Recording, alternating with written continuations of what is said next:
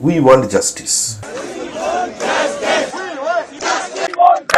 अगर वो पताल में भी छुपे हुए हैं तो कलर पकड़ के उठा के लाना है, कानून के हवाले करना है। इस तरीके से इसको मर्डर किया गया।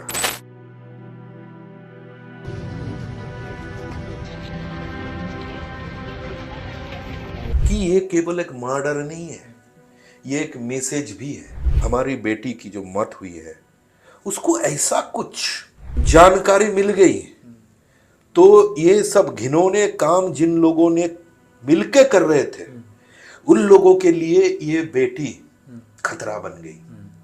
और उसकी जो आवाज है और वो आवाज को एकदम पूरे तरह उसको दबाने के लिए ये मर्डर किया गया। कि भाई ये प्रयास अगर कोई करेगा RG Kar medical college and hospital में बैठ के, उसका हालत ये जैसा होगा। इस मामले में सबसे इंपॉर्टेंट एविडेंस क्या थी?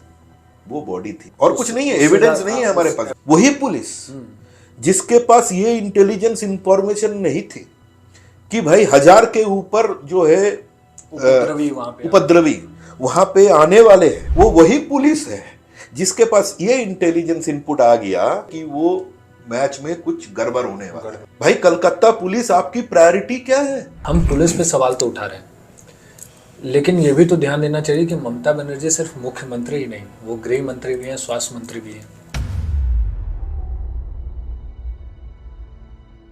क्योंकि ये संदीप घोष जो है ये एक अपराधी है। ये आज नहीं, पिछले कुछ सालों से वहां पे रैकेट चला रहे थे। नहीं देखो, ममता बनर्जी ने, हम सब लोगों ने देखा कि आज प्रधानमंत्री को चिट्ठी लिखी। टाइमिंग देखो, एक निर्भया होता है, दूसरा निर्भया होता है, तो निर्भया 1, निर्भया 2, निर्भया 3। भाई ये कब तक गिनेंगे हम कि इंटेंशन फिर क्या है? साजा दिलवाना इंटेंशन है या फिर कुछ छुपाना इंटेंशन है? जो वहां के पूर्व प्रधानाचार्य थे संदीप घोष, वारदात के दूसरे दिन ही उनको दूसरे जगह नियुक्ति मिली। इसको तो रिवार्ड मिल गया, इसको तो पुरस्कार मिल गया, इसको तो गोल्ड मेडल दे दिया। राजधर्म का पालन करिए। आप तो भरोसा गिरा दिया। बंगाल में मैंने 25 साल पत्रकारिता किया। उस दिन बंगाल में जो मैंने देखा वो ये 25 साल का जो अनुभव है मेरा, मैंने कभी नहीं देखा।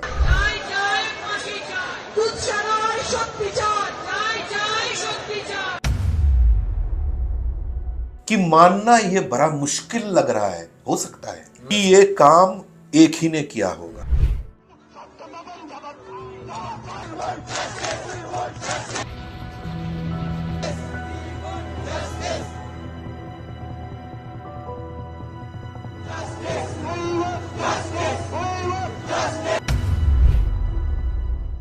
कोलकाता में 31 साल की ट्रेनी डॉक्टर के साथ रेप और मर्डर के वारदात के बाद पूरे देश में आक्रोश का माहौल है। डॉक्टर्स सड़कों पर हैं, अस्पतालों में काम करना बंद कर दिया है, मरीज परेशान हैं। सुप्रीम कोर्ट ने निवेदन भी कर दिया, लेकिन क्या ये मामला सुलझ जाएगा? सबसे बड़ा सवाल यही है अभी के समय में कि ये मामले का निपटारा कैसे होगा, महिलाओं को सुरक्षा कैसे मिलेगी?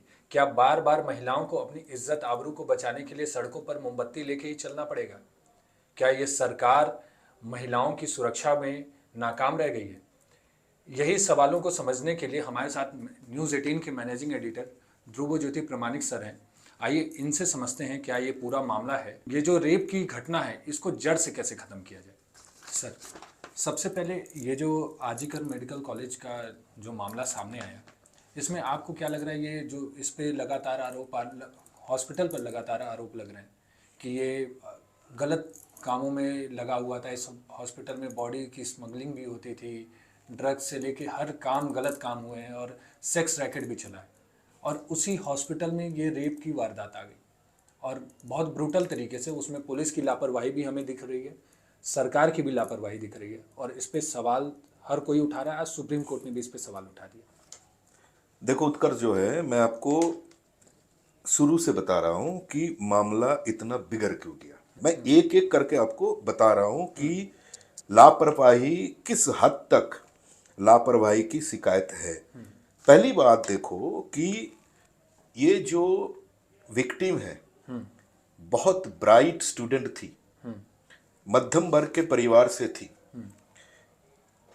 अब जब इसकी बॉडी मिलता है, उस दशा में मिलता है, भयानक उस दशा पे जो उसकी बॉडी मिलती है, परिवार की शिकायत ये है कि एक फोन आती है और फोन पे ये बताया जाता है कि आप लोग अस्पताल आइए क्योंकि आपकी बेटी खुदकुशी किए है,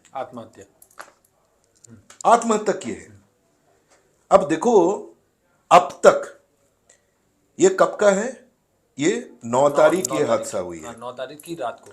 लेकिन अब तक ना तो कलकत्ता पुलिस, ना तो हेल्थ डिपार्टमेंट, अस्पताल से कोई अधिकारी ये नहीं बता रहे हैं कि भाई वो कौन थे। जो परिवार को ये बता रहे हैं कि भाई आपकी बेटी आत्महत्या कर ली। जिसने परिवार को ये इंफॉर्मेशन दी कि आपकी बेटी ने आत्महत्या कौन कर थे ली, वो व्यक्ति कौन था जिसने फोन किया? किसी ने तो किया होगा। तो मतलब देखो, शुरू से ही ये जो जघन्य अपराध हुआ है उधर, इसको लेकर के आम आदमी के दिमाग में, दिल में एक के बाद एक सवाल क्यों उठ रहे हैं? क्यों मामला इतना बड़ा बन गया? क्यों लोग आज सड़कों पे है? ये समझना जरूरी है। पहली बात ये है। दूसरी बात, जो सुप्रीम कोर्ट, जो हमारे देश के प्रधान विचारपति चीफ जस्टिस खुद जो ये सवाल उठाए हैं कि भाई ये घटना किधर घटी है? एक सरकारी अस्पताल में। ये बॉडी को किन लोगों ने पहले बार देखा? कुछ डॉक्टर्स ने देखा। कैसे वो बॉडी वहां पे पड़े हुए थे? जो इंक्वेस्ट रिपोर्ट मैंने पढ़ा, सूरत हाल जो मैजिस्ट्रेट के आंखों के सामने जो मैजिस्ट्रेट ने नोट किया उसमें, यस, उसमें 15 इंजुरी मार्क है, पूरे शरीर में इंजुरी मार्क है, 15 इंजुरी मार्क है। उससे एकदम सही ये पता चलता है कि भाई इसके साथ बलात्कार हुआ है, इसके साथ जबरदस्ती हुआ है और इसको मर्डर किया गया है, मारा गया। और सारे डॉक्टर लोग देख रहे। ना तो प्रिंसिपल, ना तो वो सरकारी अस्पताल और मेडिकल कॉलेज आरजी कर, उसका सुपर, डेप्यूटी सुपर, मतलब जो लोग पेरेंट्स है वो अस्पताल का, जो वो अस्पताल का अभिभावक है, उसकी बेटी की मौत हुई है, तो उन्होंने कोई कंप्लेन नहीं लिखती है, कोई कंप्लेन नहीं है। आपके आंखों के सामने एक शव जो पड़े हुए हैं, जिसके शरीर में 15 जो है इंजुरी मार्क है। सबसे बड़ी बात क्या है कि ये बेटी जिस जो मैट्रेस के ऊपर इसकी बॉडी मिली, वो मैट्रेस खून से एकदम जो है सना हुआ था, एकदम सना हुआ था। तो इसमें समझ में आ रहा है ना कि भाई ये it's a simple case of murder. UD case होते हैं, फिर लापरवाही की शिकायत। मैं तीसरी बात बता रहा हूं, पेरेंट्स लोग जब अस्पताल पहुंचते हैं, उन लोगों को 3 घंटे तक,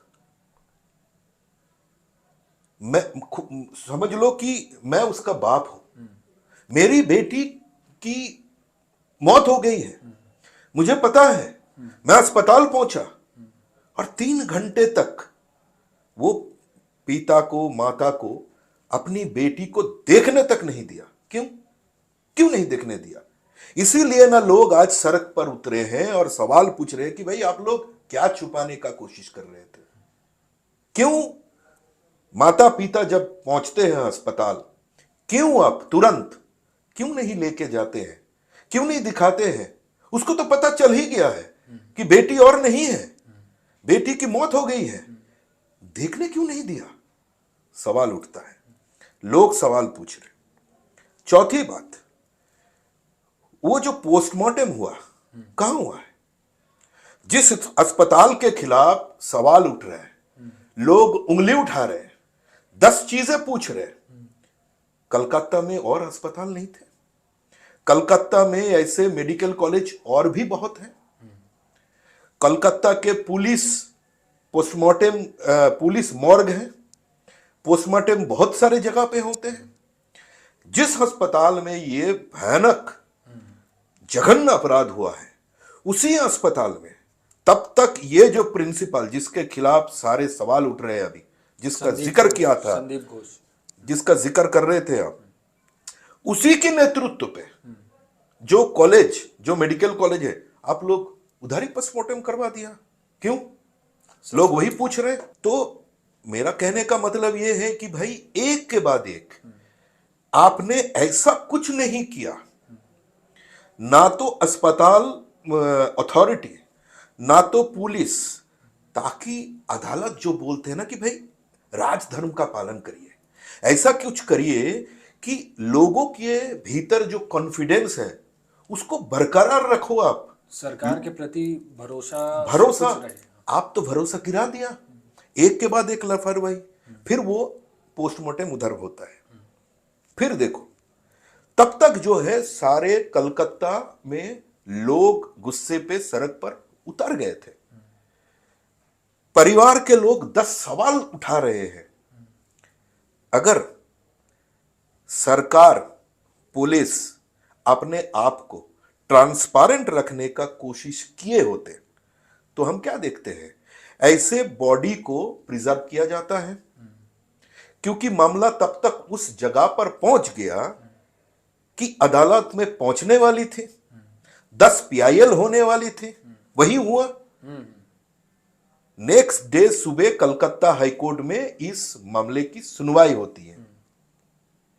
public interest litigation, 10 public interest litigation, मेरा संख्या अभी मैं बता नहीं पाऊंगा, लेकिन एक से अधिक पब्लिक इंटरेस्ट लिटिगेशन हो गई तब तक। तो ये बॉडी को प्रिजर्व करना चाहिए था। क्यों? ये समझना बहुत जरूरी है कि ये जो जघन्य अपराध हुआ है, इसको अगर कंक्लूजन तक मैं लेके जाना चाहता हूं, इसके पीछे एक आदमी है, 2 आदमी है, एकाधिक आदमी है, इसको मैं जांच के दौरान इसको मैं सामने लाना चाहता हूं, तो मुझे एविडेंस चाहिए। और इस मामले में सबसे इंपॉर्टेंट एविडेंस क्या थी? वो बॉडी थी। तो ये बॉडी को प्रिजर्व करना चाहिए था। सर, बॉडी भी, जो बॉडी के आसपास का लोकेशन था, वो भी शायद उससे भी छेड़छाड़ की गई। वही वो शिकायत है, सारे शिकायत है। अभी सीबीआई जांच चल रही है, क्योंकि हाई कोर्ट के आदेश पर सीबीआई ये जांच अभी कर रही है, और हाई कोर्ट के नजर में ये जांच चल रही है। मतलब ये कोर्ट मॉनिटर्ड इंक्वायरी इन्वेस्टिगेशन हो रही है, ठीक है। और कोर्ट में एकदम जो है पीरियोडिकल रिपोर्ट जमा करना पड़ेगा सीबीआई को। तो फिर आप जो है तुरंत उसको क्रिमेशन खत्म कर देते हो। तो मतलब क्या हुआ कि सबसे इंपॉर्टेंट एविडेंस जो है वो अभी कोई जो है इन्वेस्टिगेटिंग एजेंसी के सामने नहीं है। अभी मामला जो है कुछ सर्कमस्टेंशियल एविडेंस, कुछ forensic evidence, DNA test report, इसके आधार पर ये इसका जो है ट्रायल होगा। सर, तो ये वही रिपोर्ट हुए जो आरजीकर मेडिकल कॉलेज में वो पोस्टमार्टम और उन समय हुए थे। सीबीआई के पास भी वही रिपोर्ट होंगे तब बॉडी के। एकदम, और कुछ नहीं है, एविडेंस नहीं है हमारे पास। एविडेंस मतलब अब कुछ नहीं बचा, कुछ नहीं है। अभी जो है इसके बाद क्या शिकायत है, लोग क्यों गुस्से में आ गया, आप सब जानते हैं कि कलकत्ता के हमारे एक जो बेटी है, उन्होंने सोशल मीडिया में एक पोस्ट करती है और बोलते हैं कि आइए रास्ते पे उतारिए, ये समय बड़ा भयानक है, हमें खुद को, अपने आप को प्रोटेक्ट करना पड़ेगा। भाई, आम आदमी को प्रोटेक्ट करने का दायित्व तो किसके ऊपर है? रिक्लेम द नाइट वाला जो किसके ऊपर है? सरकार के ऊपर है। सरकार के ऊपर। हम सरकार को क्यों चुनते हैं?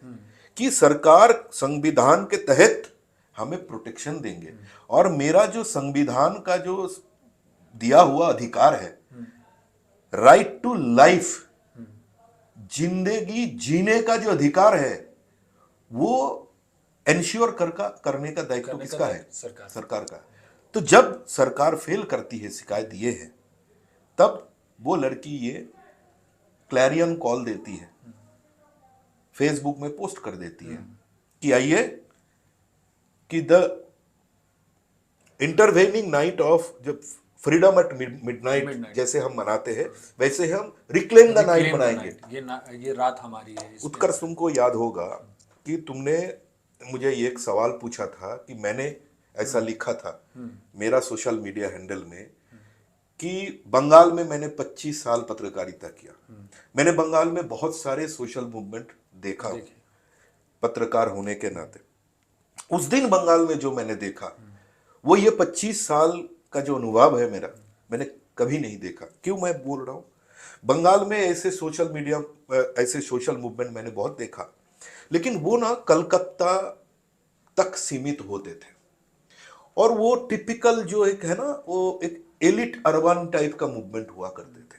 लेकिन ये पहली बार मैंने देखा कि कलकत्ता छोड़ो, कलकत्ता पार करके हर एक डिस्ट्रिक्ट में हुआ, हर एक टीयर 1, टीयर 2, टीयर 3 सिटी में हुआ, हर एक छोटे छोटे शहर में हुआ, गांव देहात में हुआ। हर एक घर तक में हर कोई लोगों की गुस्सा किस हद तक पहुंचने से लोग ऐसे एक सोशल मीडिया पे एक पोस्ट देख करके लोग ऐसे रास्ते पे उतर आते हैं।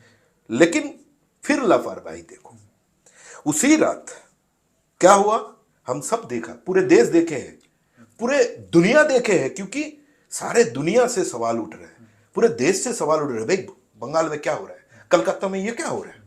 उस रात तो सब कुछ जगा हुआ था, सब लोग उसी को वेट ही कर रहे थे। जिस अस्पताल में ये जघन्य अपराध होता है, जब इन्वेस्टिगेशन में ये कहा जाता है, लीगल जो एसओपी है, ये कहा जाता है कि भाई it is the duty of the investigating agency to protect the PO. मतलब क्या है, प्लेस ऑफ ऑकरेंस, क्योंकि एविडेंस वहीं पे छुपे हुए हैं।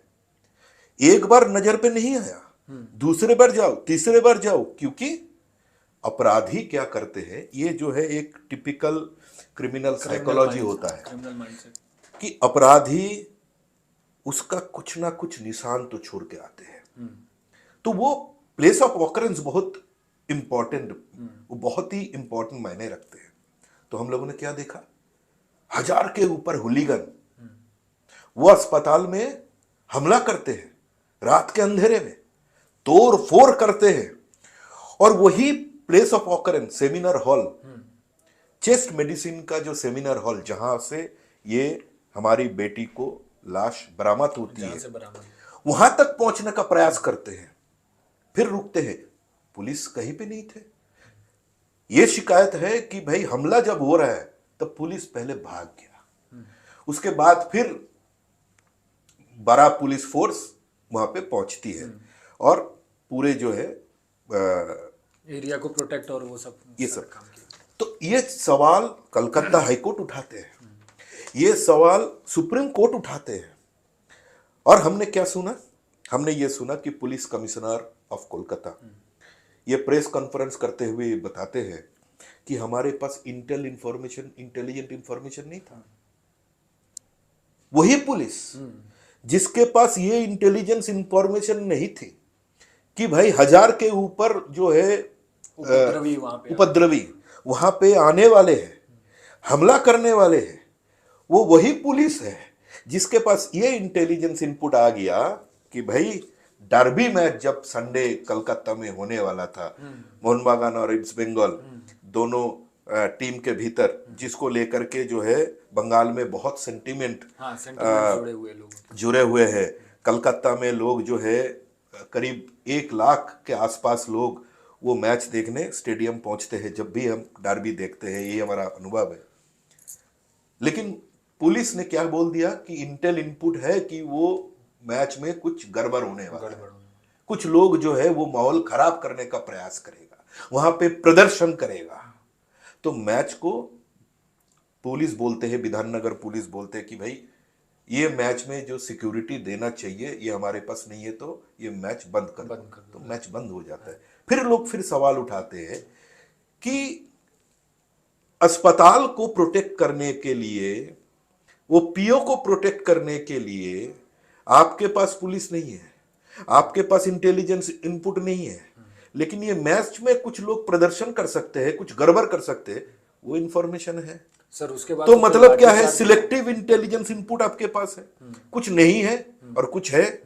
तो ये भी लोग ये भी सवाल उठा रहे हैं, और ये सवाल अदालत भी उठा रहे हैं कि भाई, सुप्रीम कोर्ट ये सवाल उठाते हैं कि चीफ जस्टिस ऑफ इंडिया कहते हैं कि मुझे समझ में नहीं आ रहा है कि कलकत्ता पुलिस क्या कर रही थी, प्लेस ऑफ ऑकरेंस जो है उसको भी प्रोटेक्ट नहीं कर पाया।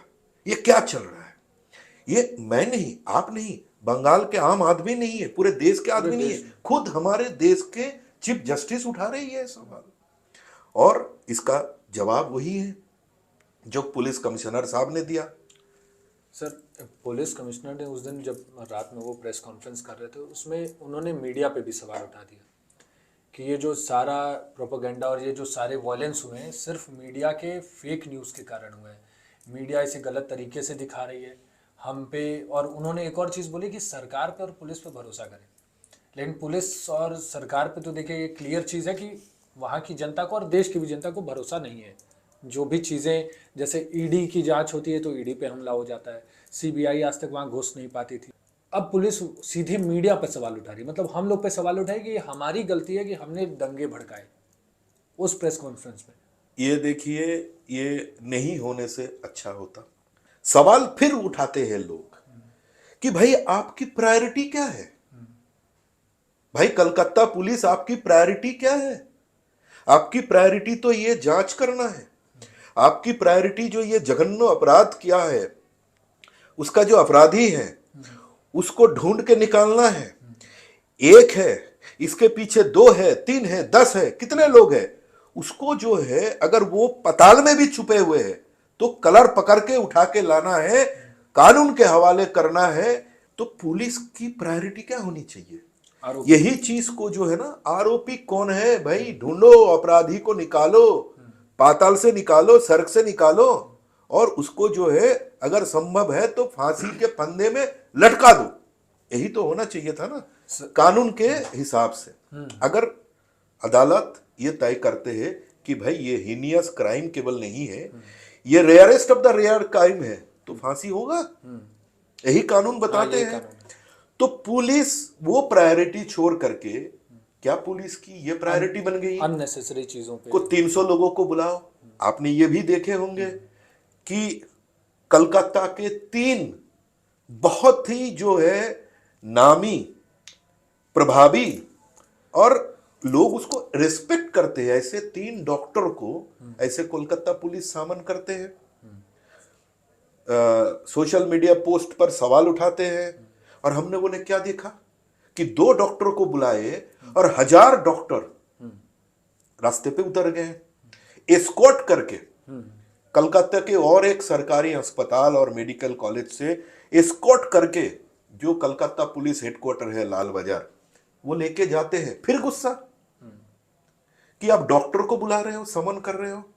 अगर चलो मान लिया कि डॉक्टर साहब ने कोई छोटी मोटी गलती कर दिया तो एक बार फोन करके बताइए, डॉक्टर साहब आपसे गलती हो गई है, वो हटा दीजिए या फिर वो करेक्ट कर दीजिए। आप समन कर रहे हो तो वो समन कर रहे हो तो पूछताछ करोगे, तो आपका तो कोई समय जो है टाइम कंज्यूमिंग एक कुछ तो कर रहे हो ना। वही जो टाइम आप इसमें बिता रहे हो या फिर बर्बाद कर रहे हो, तो आप ये केस के पीछे लगाइए।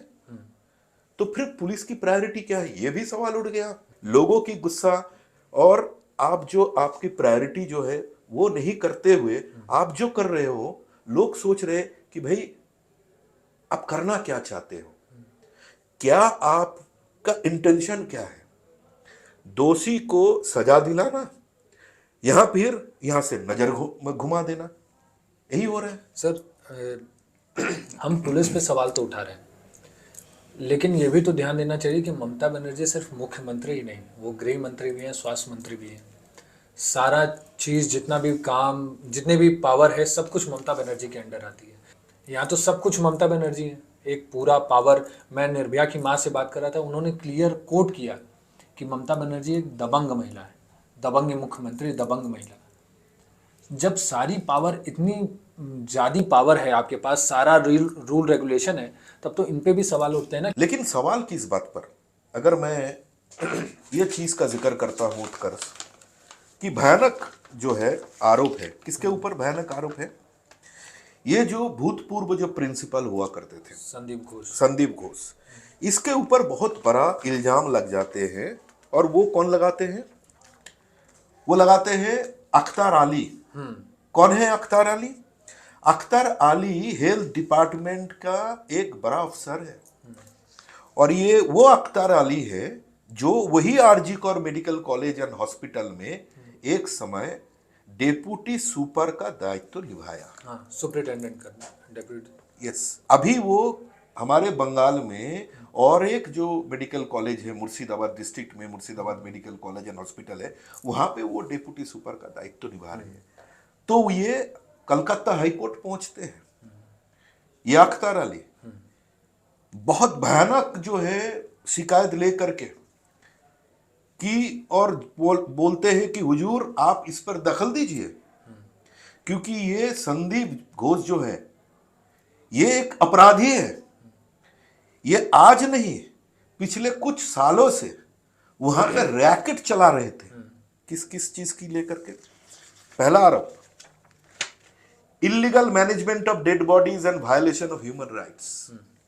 खतरनाक जो है इल्जाम लगाया। इसके ऊपर यह भी इल्जाम लगाया कि जो लावारिस जो डेड बॉडीज होते हैं, वो लावारिस डेड बॉडीज का जो कानून के तहत क्या किया जाता है कि एक समय तक अपेक्षा के बाद अगर कोई दावेदार नहीं है उसके, तो वो एकदम कानून के तहत उसका जो है क्रिमेशन होता है। इसके ऊपर क्या भयानक आरोप है?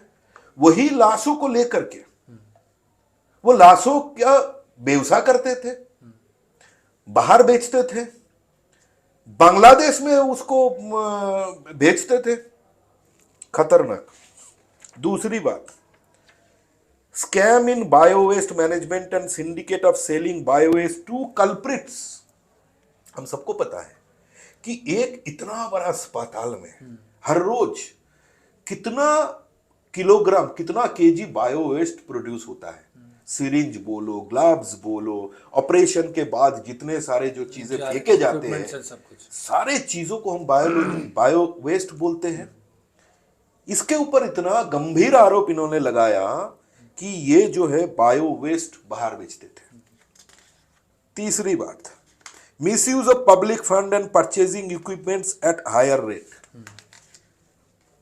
उसके बाद procurement of machineries at high price and procurement of category item from open market at a high rate.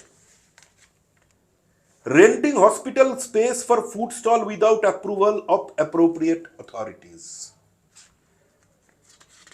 Irregularities in expenditure for undergraduate and postgraduate counseling. Misuse of academic funds. इतना ही नहीं भाई, चौंकाने वाली बात मैं बताने वाला हूं, illegal appointments and parking nexus. मतलब ये क्या नहीं किया। और ये सब जो है देखो, ये इसका एफिडेविट है कलकत्ता हाईकोर्ट में इन्होंने जो जमा किया अख्तर अली, वो एफिडेविट से पढ़ के मैं सुना रहा हूं। ये कब की कहानी है? 2022 की कहानी है। 2022 ने ये सारे चीजें जो लिख करके लिखित इसके खिलाफ department of health government of West Bengal, इसके खिलाफ लिखित जो है शिकायत होती है। लेकिन इन्होंने ये सवाल उठाया कलकत्ता हाईकोर्ट के, मैं नहीं उठा रहा हूं, ये अख्तर अली ने ये सवाल उठा रहे हैं कि इसको कौन प्रोटेक्शन दे रहा है। इसके ऊपर किसी प्रभावशाली का हाथ तो है जरूर, आशीर्वाद है जरूर, नहीं तो फिर इसको कभी भी ट्रांसफर किया जाता है Calcutta RG Kar medical college से कोई दूसरा मेडिकल कॉलेज, तुरंत वो ऑर्डर विथड्रॉ हो जाता है और वो तुरंत वापस आ जाते हैं। क्यों? इसके पीछे कौन है? तो ये कलकत्ता हाईकोर्ट पहुंचते हैं और कलकत्ता हाईकोर्ट में एफिडेविट लगाते हैं, रीट पिटीशन करते हैं कि हुजूर आप इस पर दखल दीजिए। ये जांच भी, जो जांच के लिए कलकत्ता बंगाल सरकार एक सीट बनाती है, स्पेशल इन्वेस्टिगेशन टीम, कब बनाती है? सुप्रीम कोर्ट में सुनवाई, जिस दिन सुप्रीम कोर्ट ने बोला कि सुनवाई करेंगे, 24 आवर्स पहले, एक दिन पहले सीट बना देते हैं। फिर सवाल, जनता ने फिर सवाल उठाया कि भाई 2 साल से अंदर के लोग जो सवाल उठा रहे, आप उस पर कोई कार्रवाई नहीं किए हो। सुप्रीम कोर्ट में सुनवाई जब होने वाला है, उसके केवल 24 आवर्स पहले आपने सीट का क्यों गठन कर दिया। फिर सवाल उठाते हैं लोग कि भाई इंटेंशन क्या है? फिर आरोपी को पकड़ना है और कुछ छुपाना है। तो यही हो रहा है, लोग इसीलिए भड़क जा रहे हैं, लोग इसीलिए गुस्से में आ गए हैं, लोग इसीलिए सड़क पर उतर गए हैं। सर, तो लोगों का सड़क पे उतरना तो चलिए सही है, लोग सड़क पे उतर रहे हैं, ममता बनर्जी क्यों उतर गई? नहीं, देखो, ममता बनर्जी ने, हम सब लोगों ने देखा कि आज प्रधानमंत्री को चिट्ठी लिखी। और प्रधानमंत्री को चिट्ठी लिखते हुए ममता बनर्जी ने ये मांग की है कि बंगाल में नहीं, केवल पूरे देश में ऐसे जघन्य अपराध हर रोज हो रहा है। तो प्रधानमंत्री से मैं ये आग्रह करता हूं कि इसके खिलाफ सख्त से सख्त कानून बनाया जाए, और ताकि ये सब जघन्य अपराध जो अपराधी कर रहे हैं उसको इतना जबरदस्त साजा मिले ताकि दूसरा कोई ये चीज करने से पहले 10 बार सोचे। सवाल लेकिन ये है भाई, हम लोगों ने हमारे ये देश में निर्भया होते हुए देखा। उसके बाद कल आपने मुझे पढ़ के सुना रहे थे, कल ही शाम की बात अगर मैं करता हूं, कि एक निर्भया होता है, दूसरा निर्भया होता है, तो निर्भया 1, निर्भया 2, निर्भया 3। भाई ये कब तक गिनेंगे हम? ये कब तक गिनेंगे हम? मैं ये मानता हूं कि ममता बनर्जी जो हमारे पूरे देश में अभी एकलौता महिला मुख्यमंत्री है, महिला चीफ मिनिस्टर है, उन्होंने प्रधानमंत्री को चिट्ठी लिखकर को सही काम किया है। क्योंकि ये केवल बंगाल का समस्या है, ये बात नहीं है, ये पूरे देश में ये हो रहा है। ये तो नासूर है हमारे देश का, वो खत्म नहीं। लेकिन टाइमिंग देखो, फिर लोग सवाल उठा रहे हैं कि चीफ मिनिस्टर आपने सही कदम उठाया, लेकिन आप क्यों? बंगाल में बलात्कार, मर्डर की घटना ये पहली बार हो रहा है क्या? आप सत्ता पे आए हैं 2011 में, ये 2024, अब 13 साल सत्ता पे आप ही है, और लोग आपको प्यार से, दिल से बार बार चुन के ला रहे हैं। लेकिन आप अभी क्यों सोच रहे हैं कि इसके खिलाफ कदम उठाना चाहिए, ये बंद होना चाहिए, इसके खिलाफ इतना ही कड़ा साजा होना चाहिए कि लोग ये सब चीज करने से पहले 10 बार सोचेंगे? आपको पहले करना चाहिए था, अभी आप ये क्यों कर रहे हैं? तो फिर इंटेंशन को लेकर के लोग सवाल उठा रहे हैं। सर, मैं टाइमिंग पे ही तो बोल रहा हूँ ना, ये टाइमिंग वही वाली, जैसे आपने अभी टाइमिंग बताया कि इन्होंने पत्र लिख दिया, सेम टाइमिंग का ही तो मैटर हो रहा है कि अभी तक आप कुछ नहीं बोल रही थी, जब जनता पूरी प्रोटेस्ट पे आ गई, जनता रोड पे चलना शुरू कर दी आपके विरोध में, आपने भी एक विरोध शुरू कर दिया। जब, और ये विरोध तब हुआ, 1 हफ्ते तक आपकी पुलिस ने, आपकी सरकार ने कुछ उसका निष्कर्ष नहीं निकाला। जब ये केस चल गया सीबीआई के हाथों, तब आपने सीबीआई पर पूरा दबाव बनाना शुरू कर दिया। मैं ये बताना चाहता हूं आपको कि ममता बनर्जी के नेतृत्व में कलकत्ता में एक रैली निकालती हैं। वो रैली में ममता बनर्जी और तृणमूल कांग्रेस के सारे तमाम नेताओं, उन लोगों ने ये आवाज उठाया कि भाई आरोपी जो है ये मतलब क्या है, अभी कलकत्ता में जाओ, बंगाल में जाओ, हर एक दिन एक एक रैली निकलती है। तो सबका क्या मांग है? We want justice. हम ये घटना को जब अभया बोल रहे हैं, अभया की जो ये जघन्य अपराध अभया के साथ हुआ, इसका जस्टिस चाहिए, विचार चाहिए। तो ममता दीदी भी क्या है, और सारे तमाम तृणमूल कांग्रेस रास्ते पे आते हैं और बोलते हैं कि वी वांट जस्टिस। तो जस्टिस दिलाने वाला कौन है? जस्टिस कौन दिलाते हैं? अगर हमारे देश का संविधान देखोगे तो हम इसको बोलते हैं कि doctrine of separation of power. संविधान में ये चीज स्पष्ट रूप में लिखित है कि भाई किसका क्या काम है। विचार दिलाने का काम किसका है? जुडिशियरी का है। लेकिन जो दोषी है, आरोपी है, उसको जो है पकड़ के कानून के हवाले करने का काम किसका है? सरकार का, एग्जीक्यूटिव का है। वही संविधान में है।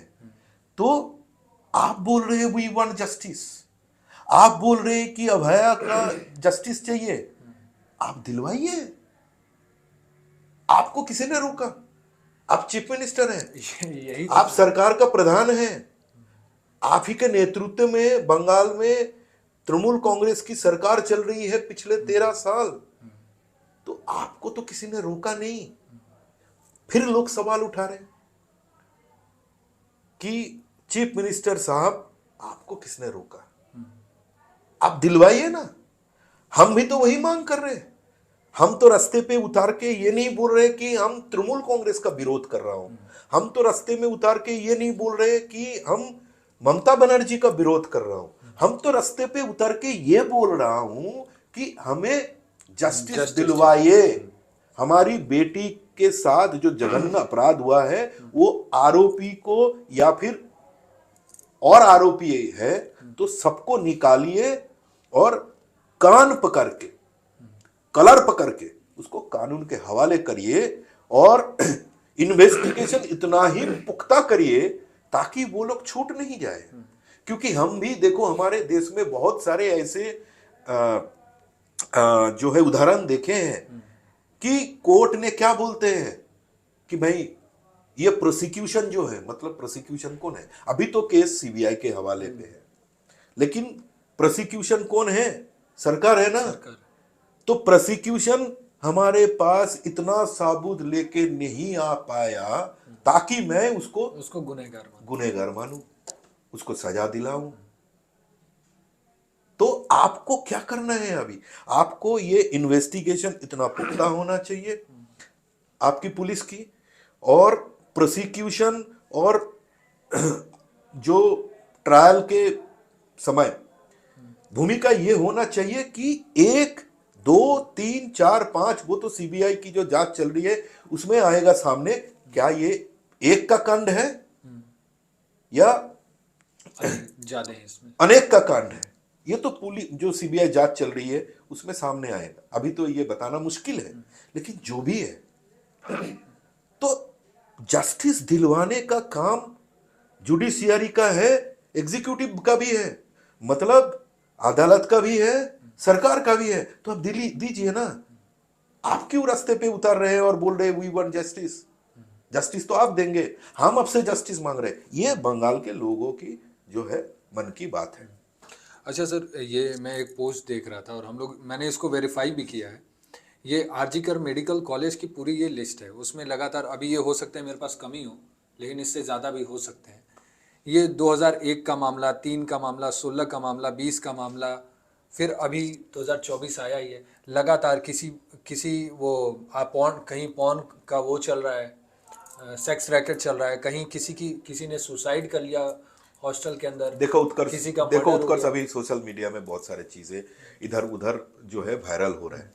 सभी चीजों पर टिप्पणी करना उचित नहीं समझता हूं मैं, लेकिन बात सही है कि मेरा जो मैं जो थोड़ा रिकॉल कर पा रहा हूं, रिमेम्बर कर पा रहा हूं, मैंने इसको वेरीफाई भी किया खुद। इसमें देखो आरजीकर मेडिकल कॉलेज एंड अस्पताल में छत से गिर के एक पेशेंट की मौत होती है, फिर जो है और एक जूनियर डॉक्टर की मौत होती है। ये सब चीज RG Kar medical college and hospital में हुआ है, ठीक है। सबसे बड़ी बात है कि RG Kar medical college and hospital का जो हॉस्टल है वहां पे बहुत खतरनाक रैगिंग वो भी सामने आया। लेकिन सब कुछ जो हो रहा है एक ही जगह पे हो रहा है, वो जगह का जो प्रिंसिपल है उसके खिलाफ आरोप आज से नहीं है, पिछले 2 साल से चलता आ रहा है, लेकिन कोई कार्रवाई ऐसा कुछ हुआ नहीं। ये अब मैं बता सकता हूँ आपको। सर दूसरा एक चीज़ है, ये जो घटना स्थल था जहाँ पे ये केस पूरा, जहाँ पे डेड बॉडी मिली लड़की की, ये आरोप भी लगे कि वहाँ पे नवीकरण का काम शुरू कर दिया। एकदम बिल्कुल, एकदम बहुत इंपॉर्टेंट बात आपने सामने रखा कि इसीलिए भी लोग सवाल उठा रहे कि भाई वो जो जगह, मैं बार बार बोल रहा हूं कि इन्वेस्टिगेशन में प्लेस ऑफ ऑकरेंस बहुत इंपॉर्टेंट चीज है, उसको प्रोटेक्ट करके रखना पड़ता है, क्योंकि इन्वेस्टिगेटर्स, एजेंसी बार बार उस जगह पे जाते हैं, कुछ तो छूट नहीं गया, कुछ तो छूट नहीं गया, ठीक है ना। क्योंकि हमने ये देखा कि एक सेफ्टी पिन से, एक बाल से बहुत ही मतलब जो है खतरनाक अपराध का खुलासा पुलिस ने किया। तो अगर प्लेस ऑफ ऑकरेंस इतना ही इंपॉर्टेंट चीज है, फिर हम लोगों ने क्या देखा, हम लोगों ने देखा कि पीडब्ल्यूडी डिपार्टमेंट उसी पीओ से सटा हुआ एक रूम को तोड़ने का काम शुरू कर दिया। जब पूछते हैं लोग, जब वो वहां पे प्रदर्शन करने वाले जूनियर डॉक्टर्स जाकर के रुकते हैं काम कि भाई आप ये क्यों कर रहे हो, तो बोला ऊपर से आदेश है, क्योंकि इसको रेनोवेट करना है। तब उन लोगों ने सवाल उठाया और जूनियर डॉक्टर ने ये सब काम हम रुक दिया। उसकी दूरी भी शायद 35 मीटर थी लगभग। वही तो बात है ना कि इसीलिए बार बार जो है ना इंटेंशन को लेकर के सवाल उठा रहे हैं लोग। आज अगर तुम सारे बंगाल के जो सोशल मीडिया, बंगाल से जो सोशल मीडिया पोस्ट्स हो रहा है, पूरे देश से ये घटना के आधार पर जो पोस्ट्स हो रहा है, उसमें से देखोगे कि लोग यही चीज को लेकर के सवाल उठा रहे कि इंटेंशन फिर क्या है, साजा दिलवाना इंटेंशन है या फिर कुछ छुपाना इंटेंशन है। और ये चीज को लेकर के फिर केवल बंगाल के लोग सवाल उठा रहे हैं, सोशल मीडिया में चर्चा हो रहा है, ये बात नहीं है। ये सवाल सुप्रीम कोर्ट ने भी उठाया कि ये क्या हो गया, ये क्यों हुआ। कलकत्ता हाई कोर्ट ने ये सवाल उठाया कि ये क्या टेम्पटेशन था, ये क्या बहुत जब जो है जल्दबाजी में ये करने का कारण क्या है, ये सवाल उठता है। सर सुप्रीम कोर्ट ने भी ये सवाल उठाया कि जो वहाँ के पूर्व प्रधानाचार्य थे संदीप घोष, वारदात के दूसरे दिन ही उनको दूसरे जगह नियुक्ति मिल गई, उन्होंने रेजिग्नेशन दिया, उनको सीधे दूसरे जगह ट्रांसफ़र कर दिया गया। लेकिन जिम्मेदारी ये बनती थी कि वो वहीं पे रहते, चीज़ों को जांच करते, चीज़ों की और सहायता करते पुलिस की। फिर एक और चीज़ सामने आई कि संदीप घोष को सीबीआई ने बुलाया पूछताछ के लिए, वो वहाँ नहीं पहुँचे, सीबीआई को बीच चौराहे से उनको उठाना पड़ गया। देखो फिर वही जो है, मैं शुरू से बार बार जो आपको बताने का प्रयास कर रहा हूँ कि भाई इंटेंशन को लेकर के सवाल है। सर मुझे समझना है कि संदीप घोष जिसकी बात कर रहे हो, ये त्याग पत्र देते हैं। क्यों देते हैं? जब ये आपके, हम बोलते हैं ना कि अंडर योर नोज ये कैसे हो गया, आप अध्यक्ष हैं, आपके मेडिकल कॉलेज एंड हॉस्पिटल में इतना जघन्य अपराध हुआ, अब पहला दिन क्यों नहीं दिया त्याग पत्र? जब बवाल मच गया, जब जूनियर डॉक्टर्स रास्ते पे उतर गए, जब इमरजेंसी का काम बंद हो गया, तब आप क्या करते हैं? त्याग पत्र देते हैं। और तुरंत क्या हुआ? 4 घंटे में, स्पीड देखो, 4 घंटे में उसको फिर दूसरा कलकत्ता में और एक बहुत पुराना जो है हमारा national medical college and hospital है, उसमें उसको फिर रीअपॉइंट किया जाता है। फिर लोग सवाल उठाने लगे कि भाई इसके ऊपर उंगली उठा रहे हैं सारे तमाम दुनिया, और इतने सारे प्रूफ भी, इतने सारे इसके पीछे की कहानी है, आरोप है, हेल्थ डिपार्टमेंट के पास सारे फाइल्स है।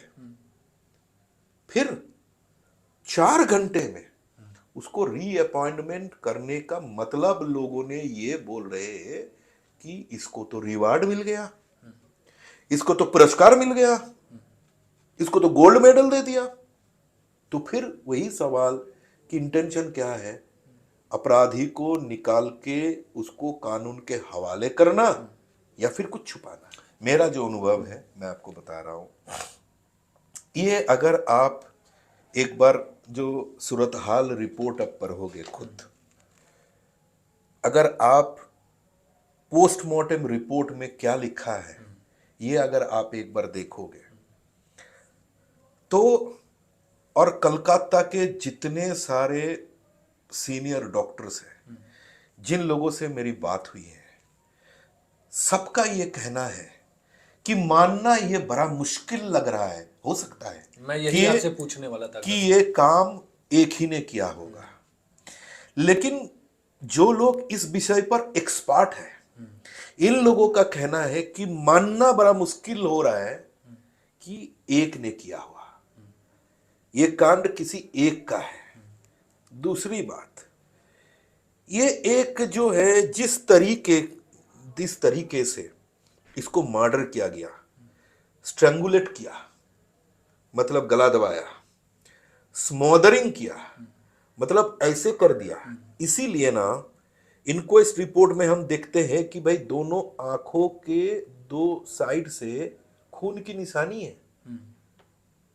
क्यों होता है ऐसा? कितना जबरदस्त, किसी को स्मोदरिंग किया नहीं होगा तो ऐसे खून नहीं निकलती है, मुंह से भी खून था, चारों तरफ खून। तो इसीलिए ये डॉक्टर लोगों का जो है कहना है, मानना ये है कि हमें ये चीज को देखते हुए लगता है कि ये एक का कांड नहीं है। देखो ये एक का कांड है या अनेक का कांड है, ये तो सीबीआई जांच से ही, सीबीआई जांच और सीबीआई जांच से ही निकल के आएगी। हो सकता है ये एक का कांड है। उसने कबूल भी कर लिया कि मैंने सिर्फ किया कि ठीक है, ये अभी भी इन्वेस्टिगेशन चल रही है तो टिप्पणी करना उचित नहीं है। सीबीआई जांच खत्म होने तक हमें जो है अपेक्षा करना ठीक होगा। दूसरी बात, मरने का जो तरीका है, खत्म करने का जो तरीका है, ये भी जो है बहुत भयानक है।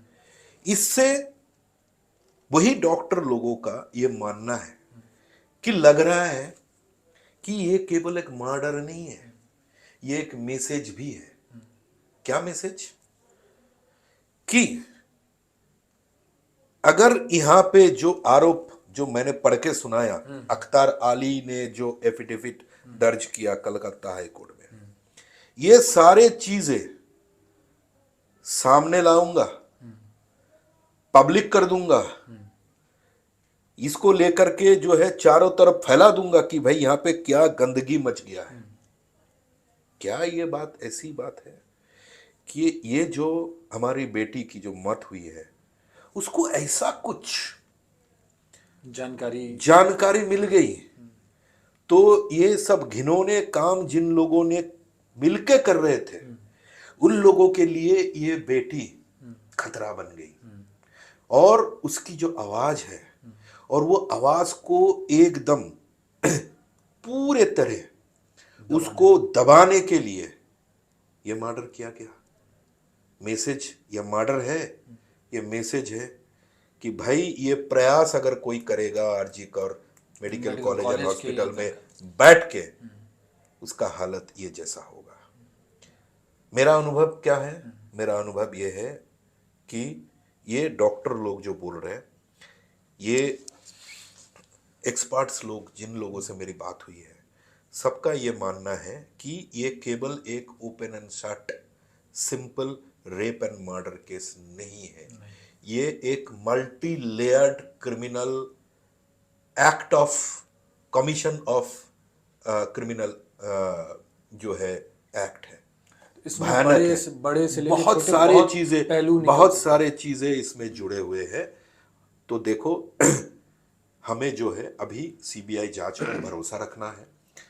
हम देश का नागरिक, हम अभी सीबीआई जांच पर हम सबकी नजर है और हम ये उम्मीद करते हैं कि सीबीआई जांच से सच बाहर आएगी और ये बेटी के साथ हुआ क्या ये स्पष्ट होगा।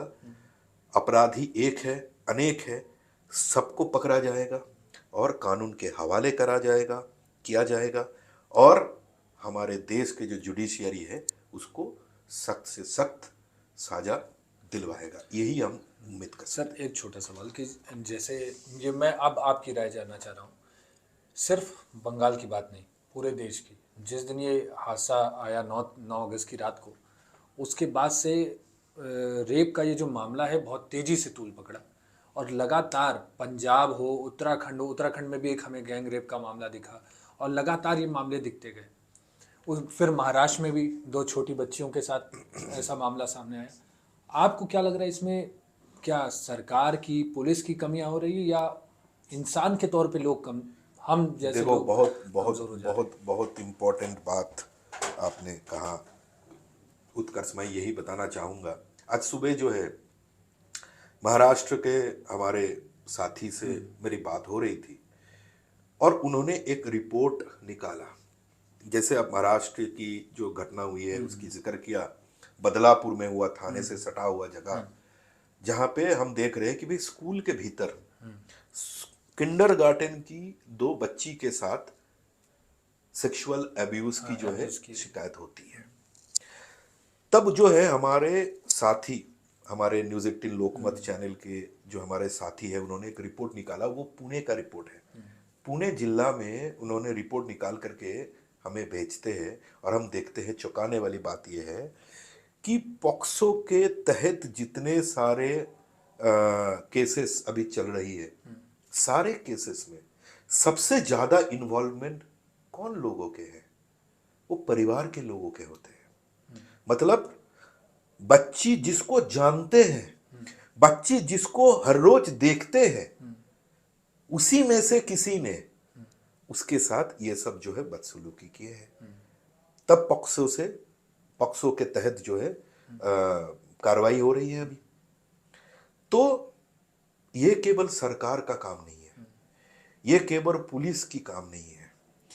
ये आप कानून में बदलाव लाने से कुछ नहीं कर पाओगे। हम सब जानते हैं कि निर्भया कांड के बाद तब जो है हमारे सीआरपीसी और आईपीसी में बहुत सारा बदलाव लाया गया था, और खास करके जो गैंग रेप है, तब जो 376 आईपीसी हुआ करता था, उसमें बहुत सारे बदलाव लाया गया।